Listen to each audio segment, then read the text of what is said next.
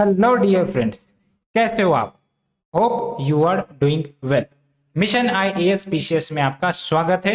And हम लोग जो पॉलिटी के लेक्चर सीरीज है उसे डिस्कस कर रहे थे, और आपको ही पता है इंडियन सोसाइटी की लेक्चर सीरीज 2 दिन 3 दिन में आपकी पब्लिश होते रहती है। दैट्स वाई जो पॉलिटी के लेक्चर सीरीज है उसको आने में डिले हो जाती है, तो आपको पेशेंस रखना पड़ेगा एंड हमारे साथ आगे यूं ही बढ़ते रहने, ठीक है। We will make it together. तो फ्रेंड्स, आपको भी पता है कि प्रेसिडेंट के जो टॉपिक है हमने उसे डिस्कस किया था, एंड जो वाइस प्रेसिडेंट के टॉपिक है उसको मैंने इसीलिए सिलेक्ट किया है क्योंकि जो आपका टॉपिक है प्रेसिडेंट का, वाइस प्रेसिडेंट का, ये काफ़ी ज़्यादा हाईलाइटेड है, काफ़ी ज़्यादा न्यूज में है। क्यों, वो आपको पता है। बिकॉज इलेक्शंस हुए हैं प्रेसिडेंट के भी एंड वाइस प्रेसिडेंट के भी। आप हमें बताओ प्रेसिडेंट कौन है हमारे देश का? यस, द्रौपदी मुर्मू जी। अब द्रौपदी मुर्मू जी की जब हम बात करते हैं तो ध्यान रखना है आपको, सबसे इंपॉर्टेंट बात ये कि ये जो है हेड ऑफ द स्टेट है। इसका मतलब क्या हुआ कि हमारे देश का सबसे सर्वश्रेष्ठ पद है पूरे संविधान में, पूरी अथॉरिटी में, एंड वहां पर women as a political leadership आती है तो एक बहुत बड़ा पॉजिटिव संदेश जाता है। तो यहां से आपको यूज करना है ये जो आपके पॉइंट्स है। मेंस आंसर राइटिंग में वोमेन से रिलेटेड आपको कंक्लूजन अगर लिखना है तो साथ ही साथ आपको ही पता है जो प्रेसिडेंट ऑफ इंडिया है फिलहाल वो शेड्यूल ट्राइब से बिलोंग करती है, तो दैट्स वाई और ज़्यादा जो अहमियत है वो बढ़ जाती है, क्योंकि ट्राइबल रिप्रेजेंटेशन होना पूरा head of the state level पर बहुत गर्व की बात है। तो इसीलिए आपको इस पॉइंट सबको आंसर राइटिंग में यूज करना है विदाउट एनी हेजिटेशन, ठीक है। तो हमने ये डिस्कस कर लिया, और अभी हमारे जो current and new vice president बने हैं कौन है? जगदीप धनखड़ जी। एंड वैसे इनके बारे में बताएं तो वेस्ट बंगाल के ये गवर्नर रह चुके हैं, ठीक है। तो आज हम पूरा डिटेल से देखने वाले हैं, वो सारे प्रोसीजर रिपीट होने वाले हैं जो आपने न्यूज़पेपर में पढ़ा होगा कि एक्चुअली कैसे प्रेसिडेंट वाइस प्रेसिडेंट सब का इलेक्शन होता है। प्रेसिडेंट का तो मैंने आपको बता दिया, इलेक्टोरल कॉलेज एक मैकेनिज्म है, यहाँ पर भी इलेक्टोरल कॉलेज एक मैकेनिज्म है, but electoral college of vice president how it is different from the president वो हम देखने वाले हैं, and some other basic points जो हम डिस्कस करने वाले हैं। तो बहुत मजा आने वाला है, ऐसे ही आप हमारे साथ बने रहे। जो भी आपके फ्रेंड सर्कल है आप इन वीडियोज को अपने फ्रेंड सर्कल में शेयर करें, एंड लाइक शेयर सब्सक्राइब करना बिल्कुल मत भूलें। टेलीग्राम चैनल से जुड़ना बिल्कुल मत भूलें, जो भी पीडीएफ है आपको वहां से मिल जाएगी, ठीक है। तो what we are going to study, सबसे पहले हम ओवरव्यू देखेंगे, बिकॉज ओवरव्यू देखने से क्या होता है कि आपको पूरा नजर रहेगा कि हम कौन कौन से टॉपिक को पढ़ रहे हैं एंड अल्टीमेटली कहाँ पर पहुंचे हैं, ठीक है।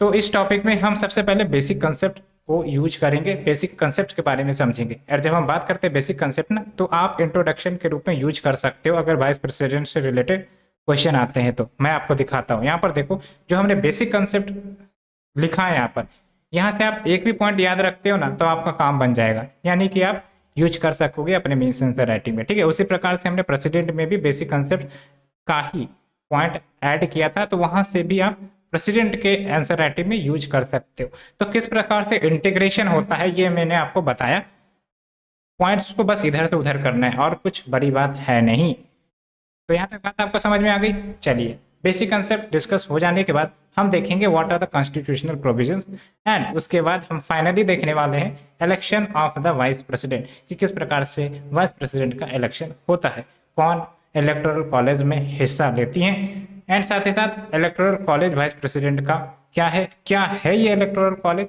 ये भी हम देखने वाले हैं। उसके बाद जो डिफरेंस है between the election process of Indian president and जो आपका इंडियन वाइस प्रेसिडेंट, यहाँ पर आपका अमेरिकन नहीं इंडियन वाइस प्रेसिडेंट, और यहाँ पर आपका प्रेसिडेंट होगा।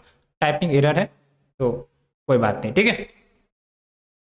तो इसे डिस्कस करने के बाद हम क्वालिफिकेशन देखेंगे। आपको पता है ना प्रेसिडेंट में हमने क्वालिफिकेशन की बात की थी, 35 years of age and other qualifications, उसी प्रकार से वाइस प्रेसिडेंट के लिए भी क्वालिफिकेशन है, हम देखने वाले। ओथ एंड अफर्मेशंस क्या लेने पड़ते हैं वाइस प्रेसिडेंट को, वो हम देखेंगे। कंडीशंस ऑफ ऑफिस क्या है, टर्म्स ऑफ ऑफिस क्या है, जैसे आपको मैं बताता हूँ। 5 साल का टेन्यूर होता है इनका। प्रेसिडेंट का भी आपने देखा 5 साल का टेन्यूर होता है। तो इस प्रकार से हम आपको कंपैरिजन भी करते जा रहे हैं, प्रेसिडेंट वर्सेस वाइस प्रेसिडेंट, ठीक है।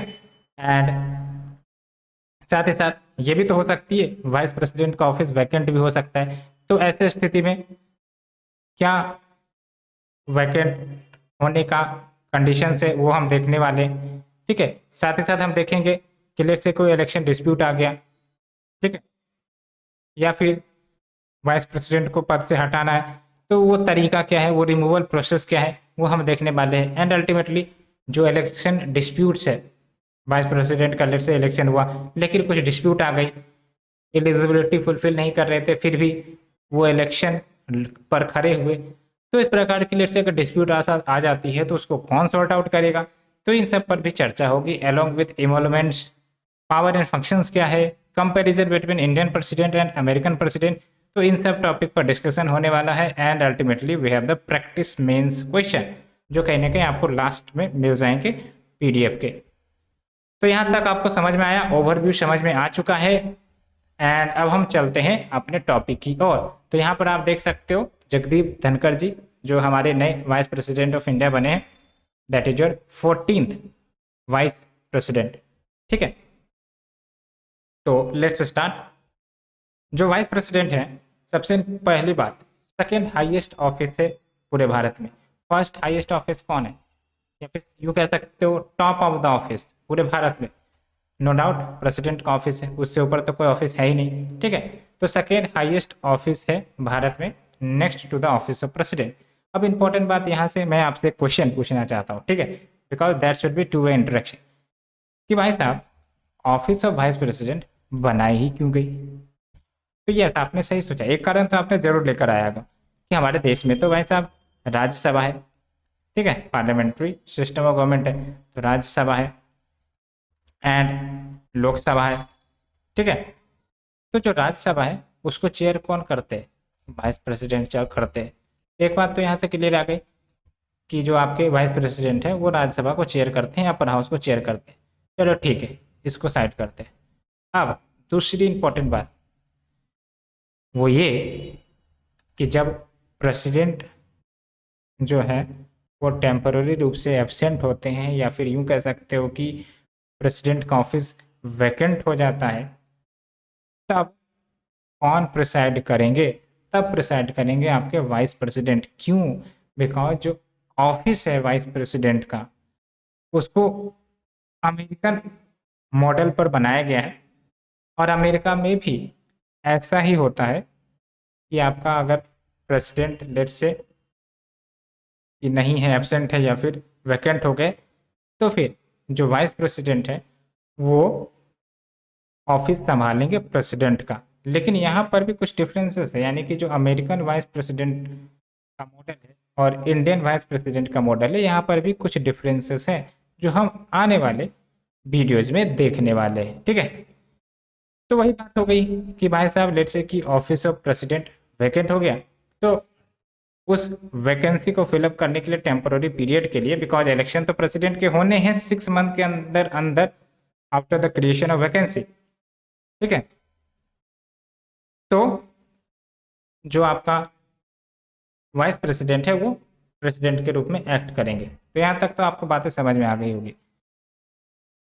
एंड अभी हमने आपको बता ही दिया है, जगदीप धनखड़ जी 14th and current vice president है इंडिया के सिंस अगस्त 11, 2022।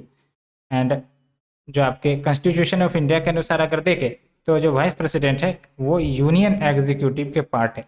अब यहाँ पर आपको समझना पड़ेगा, वैसे मैंने प्रेसिडेंट के टॉपिक में भी आपको समझाया था कि जब हम बात करते हैं पार्ट 5 की, वैसे आप देखोगे कि जो संविधान है ना उसको डिफरेंट पार्ट में बांटे गए हैं, part 1, part 2, part 3, part 4, part 5, part 6, ऐसे करके चला है, ठीक है। टोटल कितने पार्ट्स हैं संविधान के, आप हमें बताओ। तो इसी प्रकार से जो पार्ट 5 है ना वो बेसिकली यूनियन एग्जीक्यूटिव की बात करता है। और जब हम बात करते हैं यूनियन एग्जीक्यूटिव तो इसमें आपके president, vice president, prime minister, ठीक है, और आप हमें बताओ और कौन कौन आते हैं, ठीक है।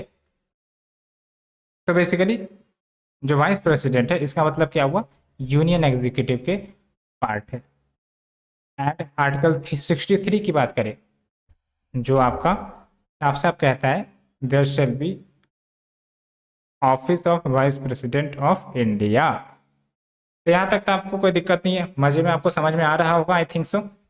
तो चलिए हम शुरुआत करते हैं आगे के कंसेप्ट की। तो जो वाइस प्रेसिडेंट है वो एक्स ऑफिशियो चेयरपर्सन होते हैं राज्यसभा के।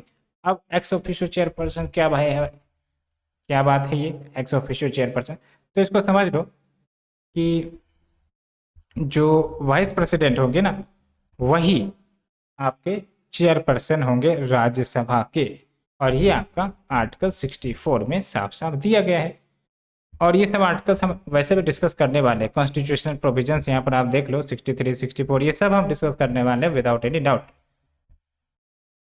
अब यहाँ पर ट्रैप है, ट्रैप ये है, भले ही जो वाइस प्रेसिडेंट है वो प्रिसाइड करते हैं या फिर चेयरपर्सन है राज्यसभा का, लेकिन जो वाइस प्रेसिडेंट है वो मेंबर नहीं है, चाहे वो लोकसभा की बात करो या फिर राज्यसभा की बात करो। और इस ट्रैप को अच्छे से ध्यान रखना है। जबकि हम लोकसभा में स्पीकर की अगर हम बात करें तो वो सदस्य होते हैं लोकसभा के, लेकिन राज्यसभा में ऐसा नहीं है। बिकॉज राज्यसभा में वाइस प्रेसिडेंट ही एक्स ऑफिशियो चेयरपर्सन होता है, और वाइस प्रेसिडेंट ना ही लोकसभा का मेंबर होता है ना ही राज्यसभा का मेंबर होता है। तो अब तो डाउट आपकी क्लियर हो ही गई होगी 100%। चलो यहाँ तक तो हो गई। अब बात करते हैं जब हमारा ओरिजिनल कॉन्स्टिट्यूशन था ना, यानी कि जब हमारा संविधान नया नया आया था, ठीक है, उस समय जो वाइस प्रेसिडेंट का इलेक्शन होता था ना, वो कैसे होता था कि एक ज्वाइंट मीटिंग कंडक्ट करवा दी जाती थी। ज्वाइंट मीटिंग में आपके राज्यसभा के सदस्य, लोकसभा के सदस्य एक साथ आएंगे, ठीक है, और अल्टीमेटली ये जो है मिलकर वाइस प्रेसिडेंट को चुनेंगे। अभी आपका क्या है, इलेक्टोरल कॉलेज का सिस्टम है, ठीक है। एंड क्योंकि ये जो आपका पहले वाला मेथड था, यानी कि ज्वाइंट मीटिंग वाला मेथड काफ़ी ज़्यादा कॉम्प्लेक्स एंड कम्बर्सम मेथड था, दैट्स वाई इसको 11th कॉन्स्टिट्यूशनल अमेंडमेंट एक्ट 1961 के तहत हटा दिया गया। तो अगर 11th CAA पर क्वेश्चन आता है तो ध्यान रखना है, जो आपका ओरिजिनल प्रोसीजर था for the election of vice president, उस ओरिजिनल प्रोसीजर को चेंज कर दिया गया, उसको ख़त्म करके अब जो आपका इलेक्टोरल कॉलेज वाला प्रोसीजर है उसे लाया गया है। तो ठीक है। एंड वैसे तो स्टेट PCS वाला ये सब क्वेश्चन है। First vice president of India कौन रहे हैं, तो सर्वपल्ली राधाकृष्णन 1952 में आपका जो बने थे, ठीक है। तो यहाँ तक तो आपको कोई डाउट नहीं हुई होगी। अब चलते हैं हम कॉन्स्टिट्यूशनल प्रोविजंस। अब मैं आपको रेफरेंस बता देता हूँ कि why we are discussing the constitutional provision. तो बेसिकली जब हम बात करेंगे कॉन्स्टिट्यूशनल प्रोविजंस की, तो आपको कहीं ना कहीं ये स्टेट PCS सब में पूछ लिए जाते हैं। और दूसरी इंपॉर्टेंट बात ये कि यहाँ से आपको डायरेक्ट पता चलेगा कि वाइस प्रेसिडेंट के क्या पावर है और टर्म कितनी होती है, इन सब के बारे में आपको डायरेक्ट पता चलेगा, ठीक है। तो होप आपको ये सब चीज़ें समझ में आ रही है। तो सबसे पहले हम बात करते हैं आर्टिकल 63। तो यहाँ पर देख लो, साफ साफ बोला है, ये तो हमने डिस्कस भी किया, there shall be a vice president of India. तो वाइस प्रेसिडेंट ऑफ इंडिया तो होंगे, ये बोला गया है। साथ ही साथ आर्टिकल 64 की बात करें तो यहाँ पर भी बोला गया है कि जो वाइस प्रेसिडेंट है ना, वो ही एक्स ऑफिशियो चेयरमैन होंगे काउंसिल ऑफ स्टेट के। काउंसिल ऑफ स्टेट कौन है भाई साहब? ये है आपके राज्यसभा, ठीक है। लोअर हाउस कहते हैं लोकसभा को, अपर हाउस कहते हैं राज्यसभा को, ठीक है। एंड काउंसिल ऑफ स्टेट भी कहते हैं आपके राज्यसभा को। और दूसरी इंपॉर्टेंट बात यह है कि जो वाइस प्रेसिडेंट है वो ऑफिस ऑफ प्रॉफिट नहीं होल्ड कर सकते, लाइक द प्रेसिडेंट। प्रेसिडेंट भी आपके ऑफिस ऑफ प्रॉफिट होल्ड नहीं कर सकते, ये सब तो बातें पता ही है। एंड जो आर्टिकल 65 है, इसमें क्या कहा जाता है कि जो वाइस प्रेसिडेंट है वो प्रेसिडेंट के रूप में एक्ट करेंगे या फिर प्रेसिडेंट के फंक्शंस डिस्चार्ज करेंगे अगर कैजुअल वैकेंसीज ऑफिस में हो जाती है तो, या फिर प्रेसिडेंट एब्सेंस है तो। आर्टिकल 66 क्या कहता है? तो आर्टिकल 66 साफ साफ कहता है भाई साहब कि there shall be elected by the members of an electoral college, यानी कि यहाँ पर वाइस प्रेसिडेंट के इलेक्शन प्रोसीजर के बारे में बताई गई है कि भाई साहब इलेक्टोरल कॉलेज के माध्यम से वाइस प्रेसिडेंट का चयन किया जाएगा। और इस इलेक्टोरल कॉलेज में बेसिकली MPs होंगे, ठीक है। MPs में आपके लोकसभा के सदस्य और राज्यसभा के सदस्य, और जो आपके लोकसभा के सदस्य हो या फिर राज्यसभा सभा के सदस्य हो, यहाँ पर नॉमिनेटेड मेंबर्स भी शामिल हो सकती हैं, इसमें कोई डाउट नहीं है। जबकि प्रेसिडेंट में हमने डिस्कस भी किया था कि नॉमिनेटेड मेंबर शामिल नहीं हो सकती, वो हम आगे डिस्कस करने वाले हैं। डिफरेंसेस सब देखेंगे हम, एक एक पॉइंट देखने वाले हैं, ठीक है। एंड आर्टिकल 67 की बात करें तो यहाँ पर आप देखो, जो वाइस प्रेसिडेंट है ये बेसिकली 5 साल के टर्म के लिए ऑफिस होल्ड करेंगे from the date of his appointment. यहाँ पर टर्म की बात की गई है, term of the office. And article 68 talks about the vacancy. जैसे कि अगर वैकेंसी क्रिएट हो जाती है वाइस प्रेसिडेंट के ऑफिस की, और ये वैकेंसी किस लिए क्रिएट हो सकती है, completion of the term of office, यानी कि पूरा 5 साल कंप्लीट हो गए हैं, तो ध्यान रखना है before the expiry of the term election vice president के कंडक्ट कर दिए जाने होंगे, ठीक है। और इसका भी हम एक मजेदार बात आपको आगे बताने वाले हैं। और दूसरी इंपॉर्टेंट बात ये, लेट्स से कि अगर वैकेंसी क्रिएट हो जाती है, डेथ, रेजिग्नेशन या फिर removal of the vice president, तब वहां पर संविधान ने कहा है कि जो इलेक्शन है वो as soon as possible conduct किए जाने चाहिए। तो यहाँ पर आप देखो, जो वैकेंसी हो रही है ना, यहाँ पर इसको दो भाग में बांट सकते हैं। एक तो ये हो गया कि टर्म पूरा हो गया भाई साहब, और एक ये कि जो टर्म अभी पूरा नहीं हुए लेकिन बीच में ही इंटरमीडिएट पीरियड में ही प्रेसिडेंट का जो ऑफिस है, मतलब वाइस प्रेसिडेंट का जो ऑफिस है वो खाली हो गया। अब इंटरमीडिएट पीरियड में कैसे खाली हो सकता है, डेथ हो गया, रेजिग्नेशन हो गया या फिर रिमूवल हो गया वाइस प्रेसिडेंट का, तो इस प्रकार से इंटरमीडिएट पीरियड में वाइस प्रेसिडेंट का जो पद है वो खाली हो सकता है। तो जब पद खाली हुआ तो ऐसे में जो इलेक्शन है वो एज सुन एज पॉसिबल करवाने पड़ेंगे। और आर्टिकल 69 की बात करें तो यहाँ पर ओथ एंड अफर्मेशन की बात की गई है कि वाइस प्रेसिडेंट के सामने ओथ एंड अफर्मेशन लेने ही पड़ेंगे वाइस प्रेसिडेंट को before entering the office.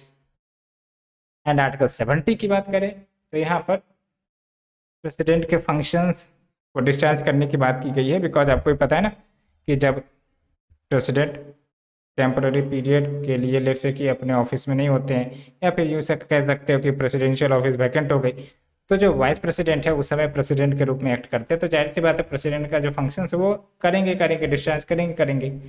And article 71 ये basically election of A president और वाइस प्रेसिडेंट से रिलेटेड अगर कोई मैटर्स होता है तो फिर उसके बारे में आर्टिकल 71 बताता है। तो कुछ इंपॉर्टेंट आर्टिकल्स यहाँ पर आप देख रहे होंगे जो कहीं ना कहीं आपको ध्यान में भी रखनी है, बिकॉज पूछ लिए जा सकते हैं प्रीलिम्स से। वैसे तो आर्टिकल्स पूछी नहीं जाती है जनरली, लेकिन प्रेसिडेंट के आर्टिकल्स तो पूछे जा सकते हैं, इसीलिए हमें कहीं ना कहीं वेल प्रिपेयर होना चाहिए। तो होप यहाँ तक आपको कोई डाउट नहीं रहा होगा। जो भी डाउट आपके रेज हो रहे होंगे मैंने क्लियर कर दिए होंगे, लेकिन फिर भी आपको अगर कोई डाउट आ जाती है तो कोई दिक्कत नहीं है, आप बेशक हमें कमेंट करिए, I will help you in replying that. So provisions हमने देख लिया, अब देखो मजेदार चीज, that is election of vice president. तो प्रेसिडेंट के इलेक्शन में मैंने आपको बताया था कि भाई साहब देयर इज इलेक्टोरल कॉलेज, और इलेक्टोरल कॉलेज में बेसिकली स्टेट लेजिस्लेटिव असेंबली के मेंबर्स आते हैं, उसके बाद जो आपके लोकसभा के मेंबर्स है, राज्यसभा के मेंबर्स है, वो सब भी इस इलेक्टोरल कॉलेज में शामिल होते हैं, और यही इलेक्टोरल कॉलेज बेसिकली प्रेसिडेंट का चयन करती। इतना तो मैंने आपको बताया था मजेदार तरीके से, ठीक है। पूरा प्रोसीजर मैंने आपको बताया था, अगर आपने नहीं देखा है तो आप जाइए और प्रेसिडेंट के वीडियो को देखिए, ठीक है, तो आपको समझ में आ जाएगा।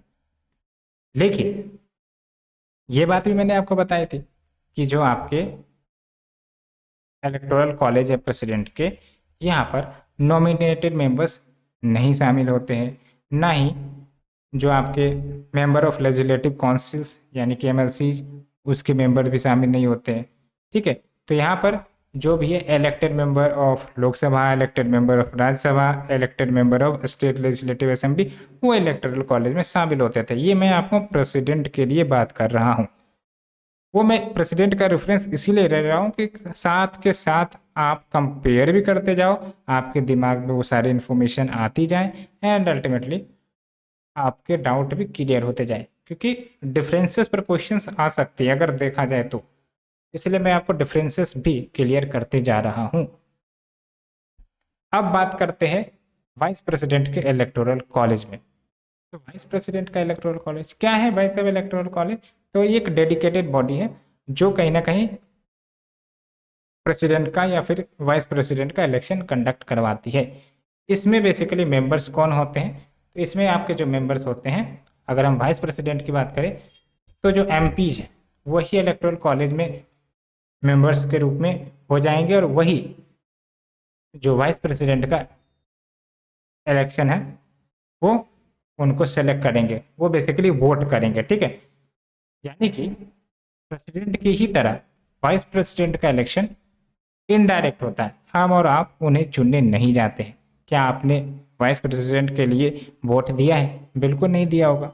ठीक है, लेकिन आपको भी पता है स्टेट लेजिस्लेटिव असेंबली हो या फिर आपका लोकसभा का इलेक्शन हो या फिर जो आपके पंचायती इलेक्शंस हो, वहाँ पर तो कहीं ना कहीं वोट आपने दिया होगा। तो वो होता है आपका कि वहाँ पर आपका डायरेक्ट पार्टिसिपेशन हो रहा है, लेकिन यहाँ पर आपका कोई पार्टिसिपेशन नहीं है वाइस प्रेसिडेंट या फिर प्रेसिडेंट के इलेक्शन में। बस यहाँ से आप क्या करते हो, आपने जो रिप्रेजेंटेटिव भेजे हैं लोकसभा में, ठीक है, वो हो गए, साथ ही साथ राज्यसभा का जो मेंबर्स हो गए वो हो गए, वो सब मिल बैठकर इलेक्टोरल कॉलेज में एंड अल्टीमेटली वोट देंगे कैंडिडेट को, और वो कैंडिडेट जो है इलेक्टोरल कोटा फुलफिल करेगा, मिनिमम इलेक्टोरल कोटा, और उसके बाद वाइस प्रेसिडेंट के रूप में चुन लिया जाएगा।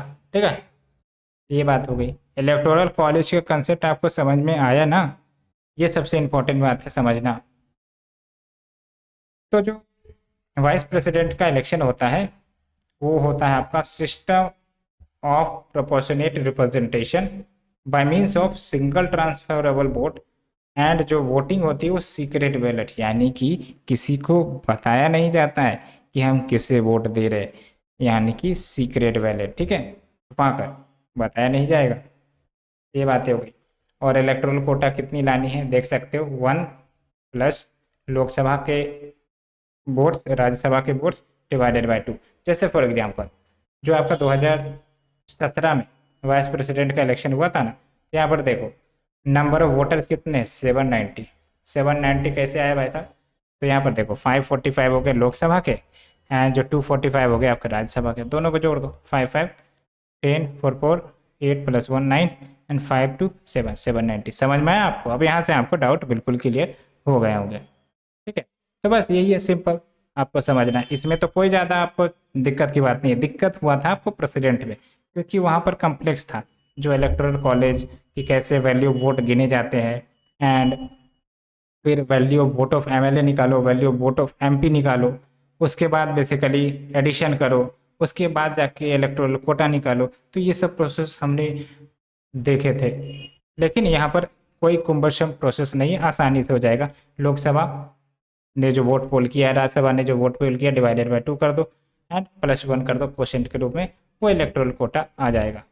ठीक है, एंड मैंने आपको ये भी बताया था कि जो प्रेसिडेंट का इलेक्शन हो, वाइस प्रेसिडेंट का इलेक्शन हो, या फिर जो आपके स्टेट लेजिस्लेटिव असेंबली का इलेक्शन हो, या फिर आपके लोकसभा का इलेक्शन हो, ये सब कौन कंडक्ट करवाता है?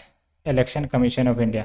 Election commission of India constitutional office है, आर्टिकल 324 में आपका ये इलेक्शन कमीशन की बात कही गई है। ठीक है, तो होप यहाँ तक आपको क्लियर हो गया होगा। The election commission of India conduct the election to the office of vice president. अब देखो मैंने एक डायग्राम आपके लिए बनाया है। ये जो इलेक्टोरल कॉलेज है यानी कि बॉडी है, डेडिकेटेड बॉडी है, इसमें कंसिस्ट ओनली, ये देख लो, ये ओनली शब्द यहाँ पर इंपॉर्टेंट है, वाइस प्रेसिडेंट के लिए मैं बोल रहा हूँ, consist only elected members of both Lok Sabha and Rajya Sabha and nominated members of both Lok Sabha and Rajya Sabha, यानी कि यहाँ पर इलेक्टेड मेंबर्स भी हैं प्लस नॉमिनेटेड मेंबर्स भी हैं, इसके लोकसभा के भी और राज्यसभा की भी। लेकिन यहाँ पर state legislative assembly, state legislative council, इन सब के मेंबर नहीं हैं। ठीक है, ये बात ध्यान में रखनी है। अब देखो जो डिफरेंसेस है between the election process of president and vice president of India, तो यहाँ पर प्रोसेस में अंतर हो जाता है। कैसे अंतर हो जाता है वो आप भी समझ सकते हो। प्रेसिडेंट का टॉपिक तो मैंने आपको बता ही दिया है, उसी प्रकार से वाइस प्रेसिडेंट के इलेक्शन का बारे में भी जो डिटेल है वो हमने आपको बताया। बस इसी को मैंने सेग्रीगेट कर दिया है कि अगर क्वेश्चन आता है तो इसको आप रिवीजन करके जाओ, सारे आपके डाउट क्लियर हो जाएंगे। ठीक है, तो यहाँ तक आपको मज़ा आ रहा है? अगर हाँ तो आप अल्टीमेटली जल्दी से लाइक का बटन दबाइए, अपने फ्रेंड सर्कल में शेयर करिए एंड अल्टीमेटली एक पॉजिटिव मुस्कुराहट के साथ कमेंट बॉक्स में कमेंट करिए। ठीक है, तो आप यहाँ पर देख सकते हो, आराम से आप डिफरेंसेस को समझ सकते हो। पहली बात तो हम देखेंगे प्रेसिडेंट इलेक्शन के बारे में एंड उसके बाद हम वाइस प्रेसिडेंट इलेक्शन को हम साथ साथ कंपेयर करेंगे। तो देखो, जब हम बात करते हैं कि जो वोट कौन कर सकते हैं, तो प्रेसिडेंट इलेक्शन में मैंने आपको बताया था, चिक चिक कर गला फाड़ फाड़ कर बताया था कि all elected MPs and all elected MLAs from states. ठीक है, इलेक्टेड शब्द पर ध्यान रखना है। ठीक है, एंड एग्जाम्पल भी दिया गया था कि जो नंबर ऑफ वोटर्स 2017 इलेक्शन में निकल कर आए थे फॉर द प्रेसिडेंशियल इलेक्शन, तो वो था 4896। ठीक है, अब ये इतनी ज़्यादा क्यों आ रही है? बिकॉज जो वैल्यू ऑफ वोट होता है प्रेसिडेंशियल इलेक्शन में, एमएलए का, एमपीज का, वो कहीं ना कहीं वेरी करता है पॉपुलेशन के आधार पर। ठीक है, इसलिए यहाँ पर आपको ये संख्या इस प्रकार का देखने को मिल रहा है। इसलिए मैंने आपको कहा भी है कि जो आपका वैल्यू ऑफ वोट काउंट करने का प्रोसीजर है प्रेसिडेंशियल इलेक्शन में, थोड़ा सा कॉम्प्लेक्स है। अगर आपने समझ में नहीं आया है तो आप प्रेसिडेंट के इलेक्शन को जाके देखिए। ठीक है, वहाँ पर मैंने डिटेल से एक एक तरीके से, अच्छे तरीके से आपको समझाने का प्रयास किया है। तो ये बातें हो गई। अब देखो, जब हम बात करते हैं वाइस प्रेसिडेंट के इलेक्शन में कौन वोट कर सकता है, सिर्फ और सिर्फ एमपीज की जब हम बात करेंगे तो लोकसभा के और राज्यसभा के, क्योंकि एमपीज में तो आपके लोकसभा सदस्य और राज्यसभा सदस्य दोनों आ जाते हैं। दैट्स वाई 2017 में जो नंबर ऑफ वोटर्स निकला था, मैंने जोड़ कर भी आपको बताया था, 545 प्लस 245, कुल मिलाकर 790 थे। अब देखो यहाँ पर क्या नॉमिनेटेड मेंबर्स वोट कर सकते हैं प्रेसिडेंशियल इलेक्शन में? A big no. ठीक है, जबकि वाइस प्रेसिडेंट के इलेक्शन में ए बिग यस कर सकते हैं। एंड जो प्रेसिडेंट का इलेक्शन है उसमें वैल्यू ऑफ ईच वोट की निकाले तो कैसे निकाला जाता था? वो बेसिकली 1971 का सेंसस लिया जाता था। ठीक है, जैसे फॉर एग्जांपल एक तो value of vote of MLA निकालते थे और value of vote of MP निकालते थे। और जो वैल्यू वोट है एमएलए का, ठीक है, one state to other state differ करती थी, बिकॉज मैंने आपको बताया था वो पॉपुलेशन से लिंक्ड थी। एंड साथ ही साथ जो वैल्यू वोट निकल कर आते थे एमपी के, वो भी कहीं ना कहीं डिफरेंट होते थे। इसको आपको प्रेसिडेंट के चैप्टर में जाकर देखना है। ठीक है, अगर आपको समझ में नहीं आ रहा होगा, वैसे तो मैंने आपको समझाया था एंड एक्चुअली मुझे लगता भी है कि आपने प्रेसिडेंट का टॉपिक का चैप्टर जरूर देखा होगा। लेकिन यहाँ पर आप देखिए, जो वैल्यू वोट है ना ईच वोटर की 1 है, दैट्स वाई टोटल आपका वोट जो निकल कर आया 790 वोटर से निकल कर आए। वो इसीलिए ना क्योंकि जो नंबर ऑफ वोट है हर एक वोटर का 1 है। तो ये सिंपल सा लॉजिक है यहाँ पर। और अगर हम बात करें एलिजिबिलिटी कंडीशन क्या है प्रेसिडेंशियल इलेक्शन के लिए, तो यहाँ पर देख लो, should be qualified for election as a member of Lok Sabha. तो जो प्रेसिडेंट होने चाहिए, यानी कि जो कैंडिडेट होने चाहिए, वो क्वालिफाइड होने चाहिए कि वो अगर लोकसभा के इलेक्शन लेट्स से की होती है तो एलिजिबल हो कि पार्टिसिपेट कर सके। याद रखना, क्वालिफाइड होने चाहिए, लेकिन मेंबर नहीं, क्योंकि अगर मेंबर होंगे तो वो प्रेसिडेंट नहीं बन सकते। ठीक है, तो ये बात हो गई। उसी प्रकार से अगर हम वाइस प्रेसिडेंट की बात करें, सेम चीज़ है, बस यहाँ पर राज्यसभा से रिप्लेस हो जाता है, यानी कि should be qualified for election as a member of Rajya Sabha, but Rajya Sabha के सदस्य नहीं होने चाहिए। ठीक है, तो ये बात आपको समझ में आ गई। तो प्रेसिडेंट ना ही राज्यसभा के सदस्य, ना ही लोकसभा के सदस्य, वाइस प्रेसिडेंट भी ना ही राज्यसभा के सदस्य, ना ही लोकसभा के सदस्य। ये बात तो समझ में आ गया होगा। लेकिन एलिजिबिलिटी में देख सकते हो, should be qualified for election as a member of Lok Sabha, ये प्रेसिडेंट की बात हो गई। एंड वाइस प्रेसिडेंट के लिए आपका बस राज्यसभा के मेंबर के रूप में क्वालिफाई होनी चाहिए। ठीक है, एंड जो नॉमिनेशन पेपर, बिकॉज जाहिर सी बात है इतने बड़े पद के लिए कोई कैंडिडेट अगर खड़ा होगा तो जो नॉमिनेशन पेपर दर्ज किए जाएंगे कैंडिडेट की तरफ से, उसका समर्थन करने वाला एक ग्रुप तो होना चाहिए ना। तो इसीलिए जो नॉमिनेशन पेपर साइन की जानी चाहिए, वो उसमें 50 वोटर जो है वो प्रपोज करने वाला होना चाहिए और 50 वोटर सेकेंडर्स के रूप में यानी कि समर्थन करने वाला होना चाहिए। यानी कि प्रेसिडेंट इलेक्शन के लिए आपको क्या याद रखना है, 50-50, ठीक है। और वाइस प्रेसिडेंट के लिए 20-20, ठीक है। ये जो 20 वोटर्स हैं वो प्रपोजर हों, यानी कि वो बेसिकली समर्थन करेंगे, एंड जो 20 वोटर्स है वो सेकेंडर्स होंगे, यानी कि उस पर राजी होंगे, ठीक है। ये बातें हो गई। चलिए अब चलते हैं क्वालिफिकेशंस क्या है। तो ये तो सबसे आसान चीज़ है। तो पहली बात तो ये कि चूंकि कॉन्स्टिट्यूशनल ऑफिस है तो ही should B a citizen of India and minimum age 35 years का होना चाहिए। और यहाँ पर देख लो मैंने डाल ही दिया है, he should be qualified for election as a member of Rajya Sabha and साथ ही साथ ऑफिस ऑफ प्रॉफिट नहीं होल्ड करने हैं इनको, चाहे वो यूनियन गवर्नमेंट के अंतर्गत हो या फिर स्टेट गवर्नमेंट के अंतर्गत हो या फिर कोई भी लोकल अथॉरिटी या फिर कोई भी पब्लिक अथॉरिटी की अंतर्गत क्यों ना हो, ये ऑफिस ऑफ प्रॉफिट धारण कर ही नहीं सकते, ठीक है। और साथ ही साथ जो नॉमिनेशन है for the vice president candidate, उसमें 20 इलेक्टर्स होने चाहिए एंड 20 इलेक्टेड एज सेकेंडर्स होने चाहिए, यानी कि 20 समर्थन करें और 20 जो है आपके नाम को प्रपोज करें, ठीक है। एंड प्रेसिडेंट के लिए मैंने आपको बताया था यही 50-50 हो जाता है। अब ओथ एंड अफर्मेशंस क्या है, ओथ एंड अफर्मेशंस के लिए आर्टिकल 69 दिया गया है। तो देखो मैंने आपको बताया था कि प्रेसिडेंट वाइस प्रेसिडेंट, कहीं कहीं प्रेसिडेंट अगर शब्द निकल जाते हैं तो मुझे माफ़ करना, बिकॉज स्लिप ऑफ टंग हो सकता है। बट आपको ध्यान रखना है कि जो वाइस प्रेसिडेंट है before entering upon his office, late से इलेक्शन हो गया, वाइस प्रेसिडेंट जीत गए, अब बिफोर एंटरिंग हिज ऑफिस आपने देखा भी होगा, अगर आपने टीवी टेलीकास्ट सब देखे होंगे, तो जो वाइस प्रेसिडेंट उनको ओथ और अफर्मेशन लेने पड़ते हैं, ठीक है। और ये जो ओथ है यानी कि प्रतिज्ञा जिसको हम कहते हैं, ठीक है, वो कौन एडमिनिस्टर करता है, प्रेसिडेंट करते हैं या फिर some person appointed by the president. तो ये ध्यान रखना है। अब बात करते हैं कंडीशंस ऑफ ऑफिस क्या है।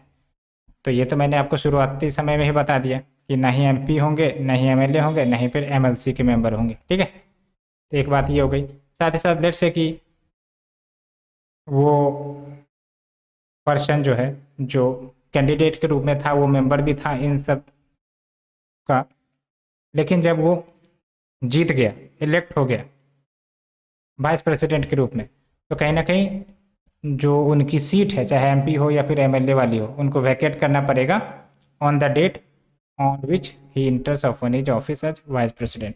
और साथ ही साथ ऑफिस ऑफ प्रॉफिट तो होल्ड नहीं करने होंगे, इसीलिए क्योंकि आपको भी पता है कि जो वाइस प्रेसिडेंट है वो ऑफिस ऑफ प्रॉफिट होल्ड नहीं करते हैं, ठीक है।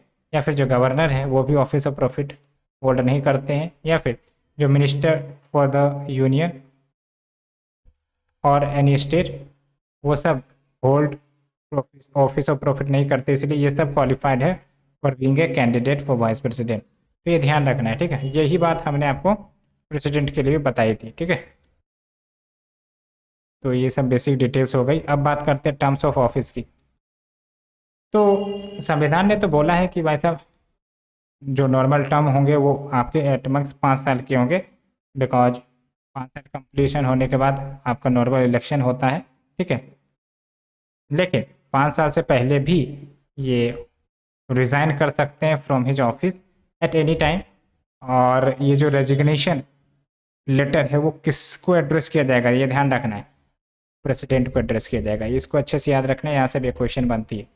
एंड जो वाइस प्रेसिडेंट है, ध्यान रखें कि जो ऑफिस है वाइस प्रेसिडेंट का वो 5 साल के बियॉन्ड भी होल्ड कर सकते। कैसे, बिकॉज ये नियम है, संविधान ने कहा है जब तक जो सक्सेसर है ना वो चार्ज एज्यूम नहीं करेंगे, यानी कि इलेक्ट होकर नहीं आएंगे ऑफिस में, तब तक जो वाइस प्रेसिडेंट है वो वाइस प्रेसिडेंट के रूप में बने रहेंगे। यही बात हमने प्रेसिडेंट के रूप में भी बताई थी। प्रेसिडेंट में भी यही होता है कि लेट से कि आपका टर्म ओवर हो गया, ठीक है, लेकिन इलेक्शन नहीं हुआ। इलेक्शन हुआ टर्म ओवर होने के 1 महीने बाद।